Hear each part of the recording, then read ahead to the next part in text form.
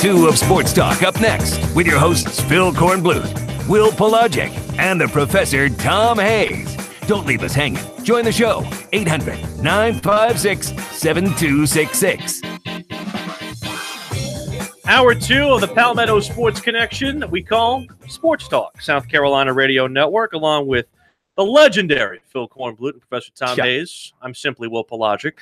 We are going to talk a little bit more about South Carolina and Clemson's baseball weekends, a little bit of NBA playoffs, also the Braves sizzling after 1 month. But we start in the city of Charlotte, where the Panthers really kind of made a big splash on day 1 of the draft and continued over his days 2 and 3. We have the voice of the Panthers on the line with us. Yeah, let's see what kind of splash Mick Mixon thinks the Panthers made in the draft room over the last few days of the NFL draft and also free agency, as we welcome the veteran voice of the Carolina Panthers back to Sports Talk. Mick Mixon, how are you, sir?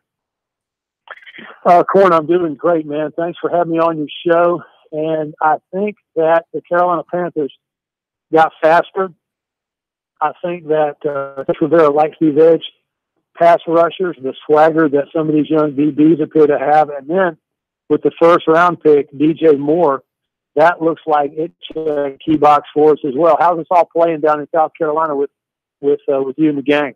I think it's playing pretty positively, to be honest with you. I mean, everybody knows in today's football, you got to have weapons. You got to have offensive skill. You want to give Cam Newton whatever he needs to excel in the passing game. From what I read, Mick, and you know the background of DJ Moore better than any of us, but, I mean, the pundits seem to think he was the best receiver available in the draft, and I guess that's why when he was still there, the Panthers jumped on him. I know. Good words, Corn. I was in the building. I really don't have any duties for the draft, but I just kind of wanted to be there and be I don't know why they call it the war room, but outside that draft room and could hear the buzz and all the high fives and claps going on in there. And I was thinking, so tell me this again, the Panthers select 24th, yet have their first receiver to come off the board will come to the Carolina Panthers, and that was a need. I think it was very lucky and phenomenal. I did kind of hold my breath though, because we were getting down into the Hayden Hurst kind of area, and I thought maybe he thought there was a chance the Panthers might go left guard to replace Andrew Norwell or try to tab that South Carolina tight end as Greg Olson's understudy. Mm-hmm. Yeah, I think probably the game when Maryland went out to Austin and beat Texas, Moore had a big game. Known in the Big Ten probably as the best receiver after the catch. And you know how people are, Mick. They see a school and they can't equate it to big-time football. So a lot of Panther fans ostensibly, so-and-so Maryland, huh? Until they saw his tape. And they say, okay, now we see why they picked him.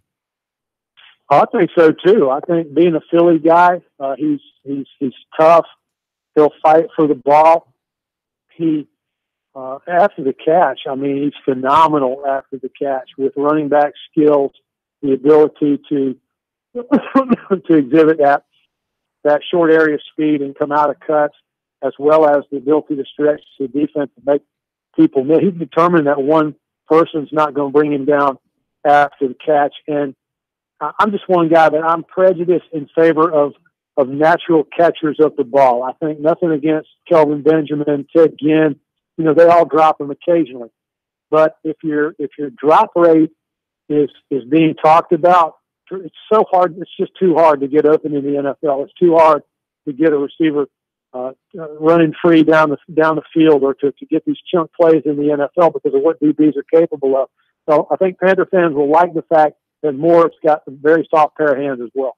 Interestingly enough, the situation with the tight end position, you mentioned Greg Olson's possibly having an understudy. Well, they probably got him in the 4th round with Ian Thomas, and this is a guy who's had to overcome the adversity of losing both parents at a young age, mom due to an unfortunate medical accident, and then the father to a heart attack a year later.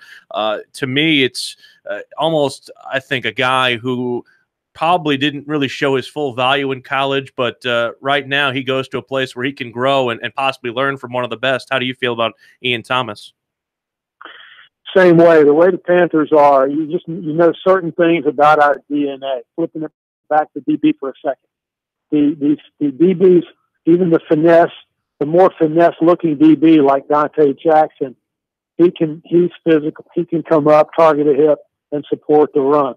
You're never going to play tight end for the Carolina Panthers under Pete Hainer and Ron Rivera and Marty Herney unless you can block, unless you're good without the football. They're just not the, we had a tight end years ago, Gary Barnidge, lean, lithe, great route runner, could catch for the ball, but he wasn't that thumper in the road grader in the run game that the Panthers need and want. So I think the Panthers feel like Ian Thomas can, because of his skill set and his ability to block. He plays low, good pad level from what I hear, that he can come in and be a part of those 12 personnel groups, the 1-back, 2 tight end groups that Norv Turner's known to favor. Talking with Mick Mixon, the voice of the Panthers here on Sports Talk on this Monday night. So the draftees are well known and been talked about and written about. The free agents, you never know when you might hit on somebody. Now, you didn't draft a quarterback, but you signed the quarterback from Houston, who I believe started at Texas A&M before transferring to Houston, Kyle Allen. Mm-hmm. I remember him as a high school guy, being one of those 5-star guys with a huge reputation, big guy with a big arm. Can he come in and earn himself a spot on the roster? Well, I would probably defer to your knowledge on that, Corn, because I heard pretty good things in the building today before I left. But I don't know. Do you think he would have what it takes? I mean, it's just so hard to play that position in the NFL. How do you read it? Well, I mean, I had a hard time making it, to be quite honest with you. So from my experience, you're right. It's tough to make it at quarterback in the NFL. What about Taylor Hearn of Clemson? Because the Panthers have a need there at guard. Yeah. I was going to ask you about him. Now, that's a nasty sucker. And, he left a year early from Clemson because he was ready to move on and get his pro career started. But, he's a kid from a small school here in South Carolina, and he made himself into a very good lineman at Clemson, interior lineman. So good size, good strength. If you have an opening there on the offensive line, he might be able to fill that hole for you. Anything else you want to know about your guys? Well, are you good? You're Mr. Recruiting, man. I love hearing you talk about these guys. And Kyle Allen, he might need to add a little weight. Really, the thing for these QBs is accuracy, and I don't know if he's accurate enough. Maybe he is, but you cannot, if you're not an accurate passer of the ball. Look how good an athlete. I'm not saying Cam Newton's inaccurate, but look at all the things that he has to do and is able to do to compensate for some inconsistencies in the short range underneath types of throws he must make. How surprised, Mick, were you that they did not better address in the draft the offensive line? Well, we picked up 3 guards today, with Hearn being one of them. Kyle Bosch from West Virginia. I think I saw the Panthers had gotten him as well. So a little, but I think the Panthers feel like Taylor Moton has got a shot at it. I think that they really like how the backup center to Ryan Khalil can play. Larson can play both center and guard. And I will say this, I think that running backs will know. We have this exact same conversation about running backs. Because right now the Panthers are at 3 backs, not counting Reggie Bonifant from Louisville. And so where's that juice going to come from when we start training camp? I'm not sure. Yeah, Bonifant was a quarterback at one time at Louisville before they moved him. Hey, listen, take care of that voice. Sounds like Mick and the Jets might be sidelined from band appearances right now.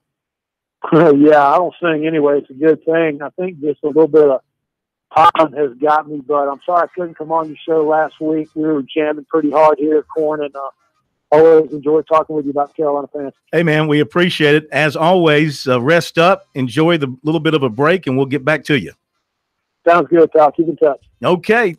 Mick Mixon, tonight the congested voice of the Panthers, but that's good enough for us, and we appreciate him being with us. And, keep an eye on Kyle Allen in camp with the Panthers. He could be a young quarterback who could stick. A deeper dive into the Gamecock baseball weekend. We'll hear from their head coach coming up next.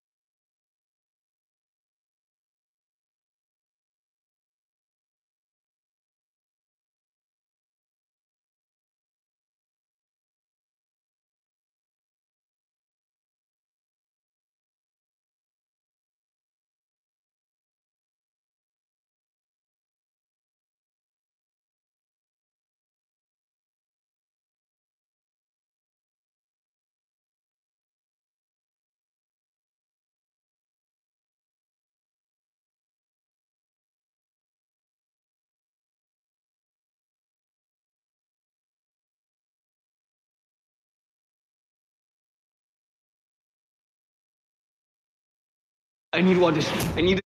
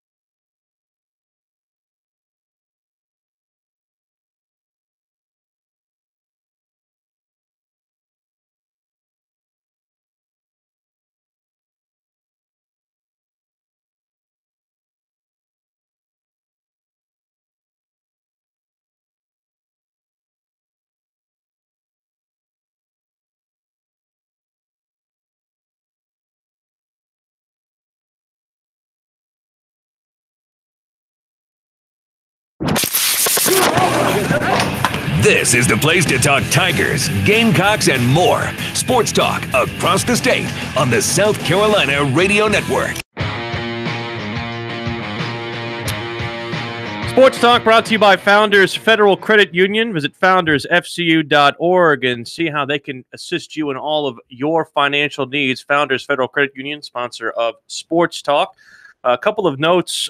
You mentioned this here during the break, but some unfortunate news about former Western Carolina coach Larry Hunter. Yeah, Larry Hunter, Jeff Goodman reporting that he confirmed through Western Carolina officials that the basketball coach suffered as what he termed a serious stroke over the weekend and is hospitalized. So that's certainly, first of all, sad news, and you wish for a speedy recovery, and also, of course, a blow to Western Carolina basketball. One player you also mentioned that is involved with an NFL team that we forgot to mention during our massive draft roundup. Yes. Matrick Belton, USC receivers, free agent, tryout, signee, whatever, for the Eagles. So he's going to get a shot to make an NFL team. South Carolina, with the baseball this past weekend, got themselves up to number 45 in the RPI and also number 14th in the Collegiate Baseball Magazine rankings. To me, I shudder to believe them as an actual site, because it seems like their rankings fluctuate almost as haphazardly as anything, like as haphazardly as the weather. Like, they had South Carolina, they were one of the first ones to put them back in the rankings. Now they're all the way up to number 14. That seems a tad odd to me. They're liberal very much with their ranking, and they're kind of the flavor of the month sort of thing. Whoever is hot. But I mean, you got to recognize who's hot and who's playing good baseball at that time. You can have an ugly record early on, as South Carolina did, and get red hot and catch fire. But right now, Baseball America's got Clemson 10th and Coastal 15th. Perfect Game has Clemson 6 and Coastal 23. D1's got Clemson 10, Coastal 18. And as you mentioned, collegiate baseball, Clemson 8, USC 14, and Coastal 24. The RPI, Clemson 10, Coastal 23, USC's 45, Charleston, which got off the schneid a little bit, 62, and then Wofford 100. Winthrop is 190, by the way, in case they were wondering, in Rock Hill. Oh, we left out a bunch of them there, but if you want me to get to all of them. I don't want to. Who do you think is last in our state in the RPI? I have it in front of me, so I'm not going to answer. El Cid, 269. Edging out PC at 260, which is for that honor. It just makes the losses to those teams, again, part of the reason why South Carolina is struggling to get respect. And, it's odd. How much do you think those losses will continue to kind of weigh South Carolina down like a millstone? I think if they finish strongly here down the stretch, let's say they win their last 3 SEC series, and that would include beating Ole Miss in Columbia. That would include winning at Texas A&M and beating Missouri. Let's say they were to win those series, each no worse than 2 out of 3. So that's a 6-3 league finish. That puts you well over 500. And let's say they don't lose another midweek game. I think the committee is going to look very favorably at them. They're going to recognize that for half the year, South Carolina really didn't have its top 8 on the field at any one time in consecutive games or consecutive weekends. It took half the season to get all these guys healthy at the same time. And as a healthy club, you can see what they can do, because now, they're hitting the ball well. They're hitting with power. The starting pitching was not good this past weekend, but the bullpen was excellent. I think the bullpen came in. They had to work a lot of innings over the weekend. I tweeted this out yesterday. But over the 3-game series, they gave up something like 8 hits and maybe 6 earned runs or something like that. And because the starters got clubbed, there's no doubt about it. The starters did not have it at Vanderbilt. So I think the committee, and with Ray Tanner, of course, he'll have to recuse himself in the Gamecocks we talked about, but he is there. He is the chairman of the committee. I think they recognize the fact that a team got hot over the second half of the season and is playing good baseball going into tournament play. And I don't mind players with a little pain. I don't mind, Carlos Cortez going to the plate and thinking about what happened at Presbyterian and getting mad. I think that's a good thing. Here's the head coach of the South Carolina Gamecocks. Pardon me. Here's Mark Kingston. All the credit goes to those kids in that dugout. Kept fighting and fighting and fighting, and they battled. Nobody can say this team doesn't battle. So many big hits, so many big pitches, and the key, I think, at the end was Graham Lawson coming in and getting 6 huge outs for us. It's incredible. What kind of win can this do? Second straight series over a top 25 team, this one on the road. What can this do for a team? There's no question. It continues to show that we're getting better as the season goes on, which is important, that we can beat really good teams. As you mentioned, that's 2 top 20 teams in the last 2 weeks that we've won series against. So it's another step in the process of trying to get this program as good as it can be. It's been a little bit of a trying year for Graham. I guess culminating in being left back from Kentucky. What's been different about him since that point? He's been very focused. I've had some times with him and some meetings, and occasionally you got to give your players a little tough love, and he's responded in a great way. He's been focused. He's working hard. He's been a great teammate, and when you do that, you get rewarded. The game rewards guys that do that. Those 6 outs today were 6 of the bigger outs we've had all year on this stage. So it's great to see your players respond that way. What was going through your head when Carlos hit that big home run? And I guess, what have you seen out of him maybe this whole thing? He's getting hot again. It's funny. History repeats itself, and it's 2 slow starts in a row. It's freshman, sophomore year, and now he's getting hot just like he did last year. And when he's going, and TJ is going, and Stokes got his swing back, it looked like today, and it's a team that's fun to watch, and so just a lot of heroes today. Yeah, Hunter gave you that big at bat there to get the sac fly. What have you seen out of him? And I guess he's nursing a little bit of a back injury. How's he physically? Yeah, that's the thing. We're not 100% healthy right now because he's nursing his back and Rowe's still nursing the knee. But guys with heart play through it, and they just find a way to still get it done. So just guys you really enjoy coaching because they want to win, and they'll do whatever it takes to win. And even when they're not 100%, they just give you everything they got. You guys have 3 SEC series left. I think 2 against top 25 teams right now. Just how big are this stretch for you guys, and how confident are you heading into? Well, the whole season's big. I mean, there's no easy games for us. Whether it's been Tuesdays all year or whether it's playing in the SEC on the weekend, there's nothing easy. We're not asking for it to be easy. We're just showing up to play as hard as we can every day. And some days it doesn't go our way, and some days it has. And obviously, as of late, we've been playing really good baseball. You've talked several times about how important starting pitching is. 3 times this weekend, I think it was 18 runs and 8 innings total for your starters. Do you reevaluate going into this coming weekend? Well, everything's always under evaluation. Our starting pitchers need to be better than they were this weekend, all 3 guys. You're only as good as your starting pitching. Our offense was able to bail them out 3 of our last 4 games. But they need to be better, and everything will always be under evaluation. So some guys step up. If some guys aren't doing as well as they can or should, we'll continue to evaluate everything. Is Cody okay physically? Yeah.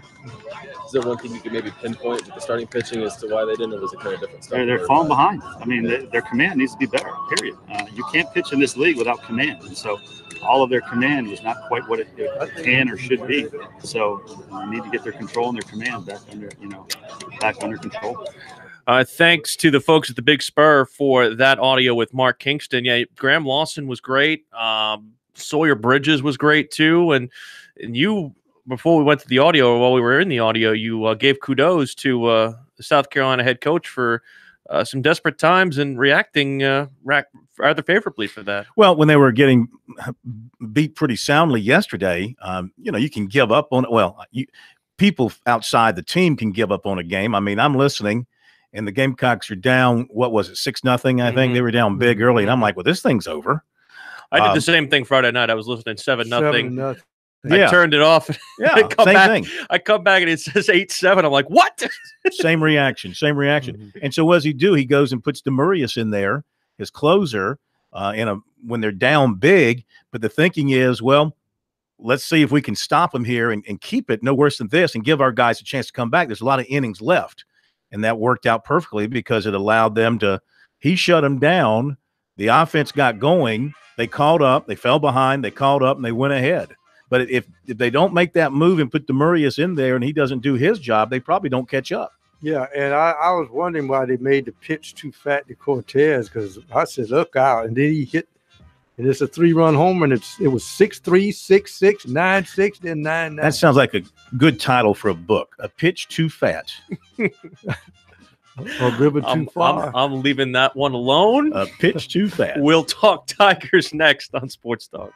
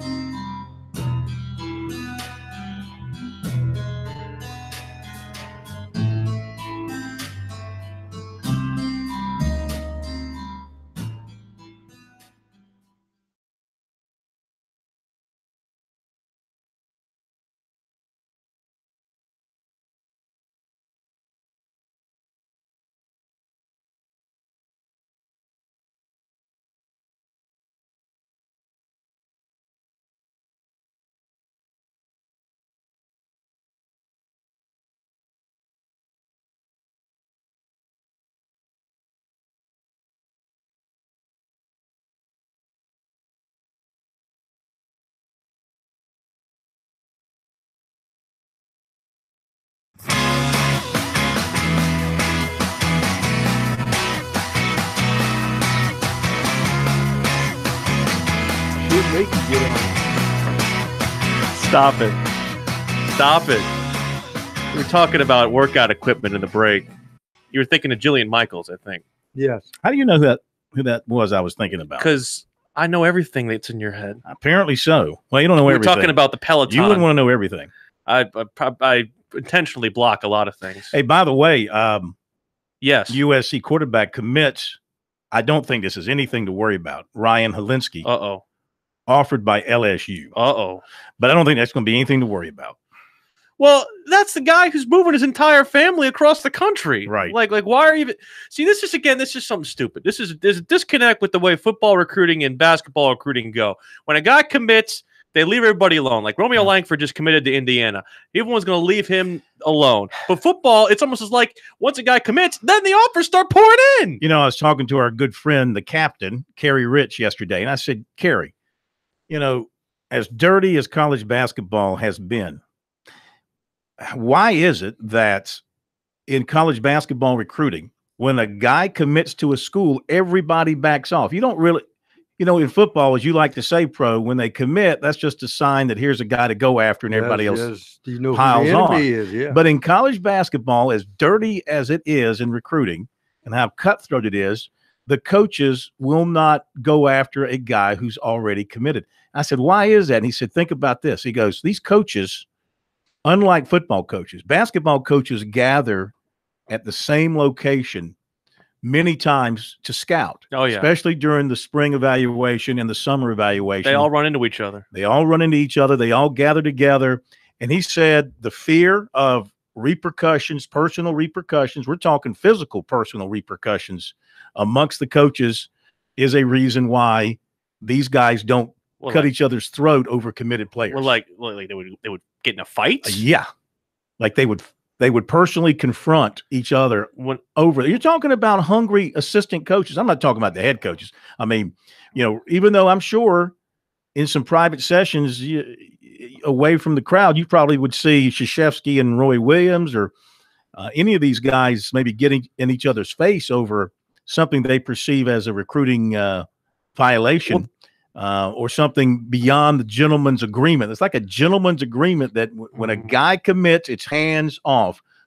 He's done. You don't go back in there and try and recruit him. Unless, of course, and you don't see a lot of this in basketball unless there's a coaching change. You don't see a lot of decommitments in basketball, do you? No. A lot of transfers. But transfer is true. Well, it's after they figure out they're not going to play. Well, when I used to I did play-by-play for a junior college in Missouri, one of my first jobs out of college, and there was a player on the opposite team that was a highly recruited junior college player. He ended up going to UCLA, but at his games before he committed, it was always, you know, Ben Howland, Sean Miller, you know, Coach K, all these guys who would come see him. And then after he committed, only Howland, who was coaching at UCLA, only he would show up after that. So again, it's almost as if like if Howland or if anybody else showed up, you said Howland would punch him in the face, be like, "What are you doing here?" Well, I'm just saying this was just talking to somebody who knows the business from the inside. It's like that's one of the things is that these coaches, they would confront each other over that kind of a violation of the gentleman's agreement. That you just don't recruit a guy who's committed somewhere else. You leave him alone. And of course, in football it doesn't work that way. No, baseball it does. When a guy commits in baseball, you can pretty much rest assured he's going to sign with you. He's not. And the recruiting tends to end with these baseball guys as well. I almost think the numbers have something to do with that too. Because if I can get a stud over here, why would I waste my time working on this guy that's already committed when I can find another gem over here? Mm-hmm. So, why waste your time fighting, in a tug of war? Clemson Tigers vaulted themselves into first place in the ACC Atlantic. You got a question over the weekend from a listener asking about the strength of the ACC in relation to its RPI. And just to me, it seems like this is a down league this year, and Clemson's not getting enough credit for this run that they've been on, in my opinion. Well, Clemson's very strong and appears to be the class of the league, perhaps, or one of the schools that's the class of the league. NC State was hot for a while.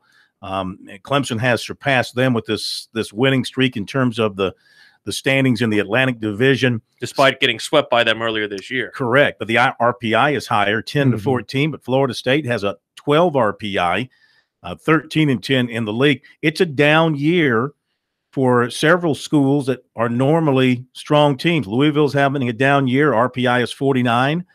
Notre Dame has dropped way down, 105 with the RPI. Georgia Tech is a 56. Miami's a 71, and Virginia's an 85. So those are programs. Maybe Notre Dame's an exception, though there was a time there not too many years ago when Notre Dame was really good in baseball. Then their coach, Maneri, went to LSU. But you got too many programs that are normally strong programs not having good years, and the RPI for the league is 4, which in the past, not too distant past, they were number 1. Yeah, I think probably when you look at it, Miami is the big shocker in my opinion, but also Louisville, because the way they recruited, the way they aggressively play their game, you think they would still be there. And some teams that's long been down should not be there, and that's Wake Forest and Georgia Tech. There's no reason that both of those schools shouldn't be strong like they used to be. Here's a little bit from the head coach of the Clemson Tigers, Monty Lee, after a weekend sweep of the Virginia Cavaliers in Charlottesville. Ball game, we swung the bats very, very well. Scored early, had a great third inning, had a big inning in the third. Did a good job with Williams, had a big base hit, 2 RBIs, and then Wilkie followed in with a base hit, 2 RBIs. Logan Davidson swung the bat extremely well all weekend, scored 3 runs today. And then Sam Hall, he had a heck of a weekend, had 2 hits, scored 2 runs, drove in a run, hit a home run. And even his outs, he put really good swings on the ball, hit some deep fly balls. Defensively, we were very good today. And, the guy that stepped up big for us today was Ryan Miller. I know his line doesn't look good. Ran out of gas a little bit there at the end of the game, but, we had to go to him so early in the ball game, and we stretched him out, did a great job for us. And, you got to give Virginia credit. They fought back. We were up 9-4, and they cut the lead to 1, had bases loaded with 1 out, and Riley Gilliam would turned it over to Riley and had a big strikeout. We got out of that inning with a 1-run lead, and then he was awesome for us there in the 9th inning. So just overall, great weekend, 3 1-run wins, but we'll take it. And our guys just remained so calm and composed and confident, even in the 8th inning there, where they start storming back. I was just really impressed with the demeanor of our ball club. So great job by our guys this weekend. Our thanks to the Clemson Insider for that audio. The thing that would concern me with Clemson, Corn, is the same thing that concerns me with South Carolina, inconsistent starting pitching. They only got, looks like, 5 innings out of Hennessy, the 2 runs, although he flirted with disaster a little bit in that opening game against Virginia. Brooks Crawford only goes 5, and you get only 3 2/3 out of Higginbotham. To me, you got to do better than that, especially on the road. They put their bullpen through the ringer this past week, especially with the 2 midweek games. Yeah, this is true. And I'm sure it's something that concerns them. But you ask your starting pitchers to maybe get you this day and age. If you have a deep bullpen like Clemson has developed, you ask your starting pitchers maybe just to get you to the 5th inning. And then you can turn it over to the guys in the bullpen and hope they do the job. Clemson's team ERA is still one of the best in the ACC at 3.46. Teams are only hitting 235 against the Tigers. So they're having one of their better pitching years in several years, and they're having one of their poorer offensive years. So they have raised the team batting average about 7 points over the past couple of weeks. They're up to 253 and still hitting with power. This is pretty one-sided. The Tigers have hit 68 home runs. They've only given up 26. So that's a compliment to their own power and a compliment to their pitching to keep the ball in the park. They continue to play a good defense. All their numbers are trending in a very positive way right now. So with what they have coming up, and you mentioned it earlier, with Florida State coming up for their next series this coming weekend, be a good test for them at home. Then they've got one more league series at Pittsburgh. So, they should win 2 out of 3 at least at home against Florida State and sweep Pittsburgh. They'll be sitting fine in terms of the ACC tournament, perhaps getting the number 1 seed. Once things all play out here over the next 2 league weekends. It's in Durham. We'll have coverage there. We'll have coverage in Hoover as well with USC at the SEC tournament, and a lot to look forward to over the final month of the season.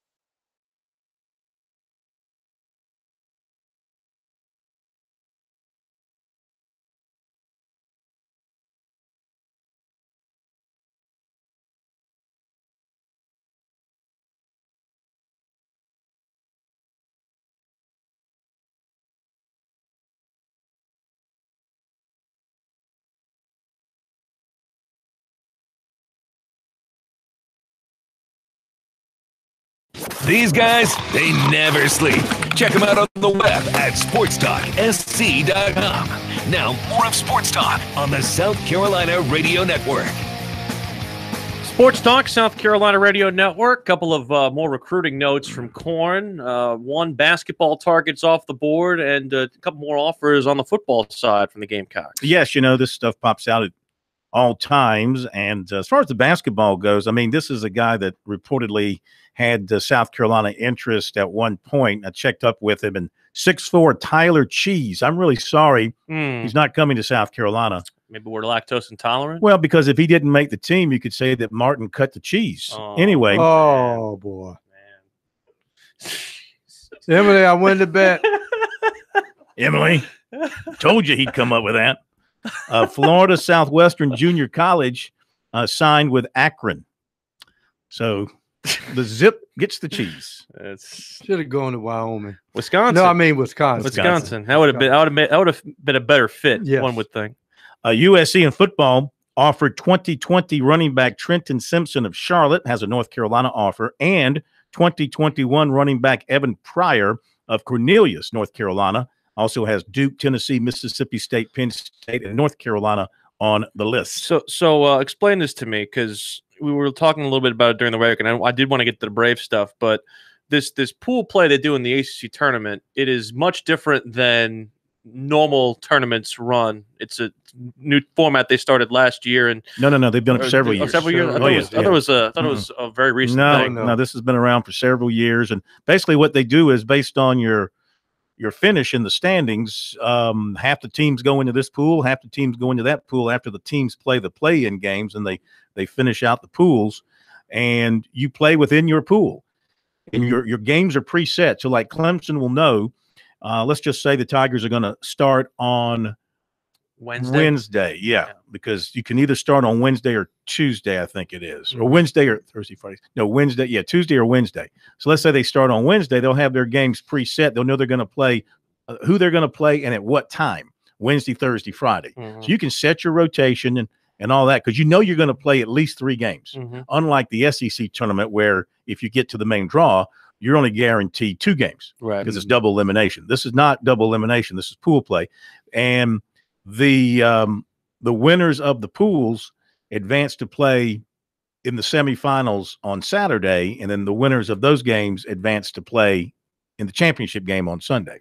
It's a little different. It's four pools. Yeah, the only problem I have with it, once you know you're out of it, that can you still got to play. The weird thing is we have found that, am I not right about this? You have to stay for 3, and you can find out, let's say you were to, even if you win your first game, things can work out to where you find out before your second game that you've been eliminated from the weekend because of who's won ahead of you, because of the seedings come into play. If there's a tie, this broken by the higher seed gets to advance. Right. So there can be some mathematical elimination and not on the field elimination. That's one of the complaints about it. But you still have to stay and play your games. That's kind of shady. But then again, if you need a couple of wins maybe to get into the NCAA tournament, those extra games can help you. Still some reward there. Yeah. So we have to start paying attention to the Braves, guys. I'm sorry. Game and a half out of first place now in the National League East. Big series coming up against the Mets. They took 2 of 3 over the weekend from Philadelphia. Ronald Acuna Jr. is apparently a beast. They moved the lineup around. Ozzie Albies is making a run as well. This is a team that is, I think, going to stick around for a while. The manager, Brian Snitker, on the first month of the season for them, which has been a successful one. Yeah, I mean, I said it's it's the same guys. It just kind of moved them around a little bit. I mean, it's still the same guys going up there hitting, and that was good. That was good to see. I mean, it was swinging the bat, running the bases, some defensive plays. I mean, it was the total package. All he's got going. You talked about Ender. I mean, he had a great day. I mean, he was turning bat loose. I mean, I loved his approach today and how he attacked the ball. Envision that lineup, what it can do, with the Acuna bat in second. Yeah, and and I don't know how long we'll go with that, whether we'll roll with it, but we'll probably will Tuesday work. I mean, I kind of like it. I mean, it's good. I mean, it's a lot of balance. It gives you kind of 2. Like I say, I get used to the pitcher hitting eighth, which I've never been a fan of, but I think in some situations it might be the way to go. And so, we'll see. So you'll probably bet in their 8th or 9th for a while then? Yeah. I mean, probably, again, Tuesday, off mats. And we'll see. I mean, if it goes, we'll run with it. I mean, shoot, why not? I mean, this is about all of us. How about Ozzie? He's hit leadoff 8 times in his career and started 3 of those games with a home run. Yeah, I know. It's,